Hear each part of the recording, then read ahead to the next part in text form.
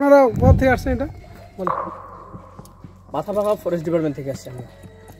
আপনারা যে নিয়ে যাচ্ছে এটা কি কি ধরনের প্রাণী, এটা কি বলে? এটাকে তো তক্ষক বলা হয়। হ্যাঁ হ্যাঁ, এটা তো আমাদের কাছে খবর আসে। হ্যাঁ, ঘোষডাঙ্গা থানা মেজবাবু আমাদেরকে ফোন করে, তারপরে আমরা এটাকে রেস্কিউ করার জন্য আমরা আসছি।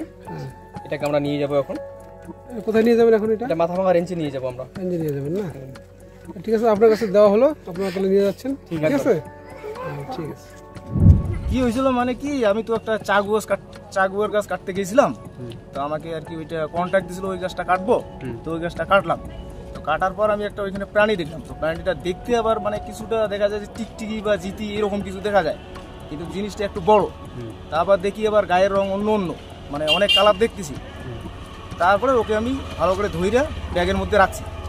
তারপর ওইখান থেকে বাড়িতে নিয়ে আসছি। বাড়িতে নিয়ে এসে এখন আমি চিন্তা করতেছি যে একে পুষবো, এটা কি জিনিস আমি তো জানি না। তারপর অনেক লোক দেখতেছে, দেখার পর তারপর মাথাভাঙা ফরেস্ট ডিপার্টমেন্ট থেকে লোক আসতো, তারপর এটা উদ্ধার করে নিয়ে গেলাম।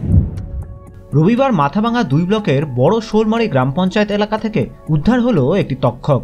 তক্ষকটিকে ঘোকসাডাঙ্গা পুলিশ বন দপ্তরের হাতে তুলে দিয়েছে। বন দপ্তর সূত্রে জানা গিয়েছে তক্ষকটিকে নিজেদের হেফাজতে নেওয়া হয়েছে, তাকে পুনরায় জঙ্গলে ছেড়ে দেওয়া হবে। জানা গিয়েছে এদিন জনৈক দিলীপ রায়ের বাড়িতে সুপারি গাছ কাটছিলেন হরিচরণ বর্মন। সেই সময় তিনি তক্ষকটিকে ধরে বাড়ি নিয়ে যান। খবর পেয়ে পুলিশ ঘটনাস্থলে পৌঁছে তক্ষকটিকে উদ্ধার করে বন দপ্তরের হাতে তুলে দেয়। মাথাভাঙ্গা রেঞ্জের রেঞ্জ অফিসার সুদীপ দাস জানান, তক্ষকটিকে টেকনিয়ার জঙ্গলে ছেড়ে দেওয়া হবে।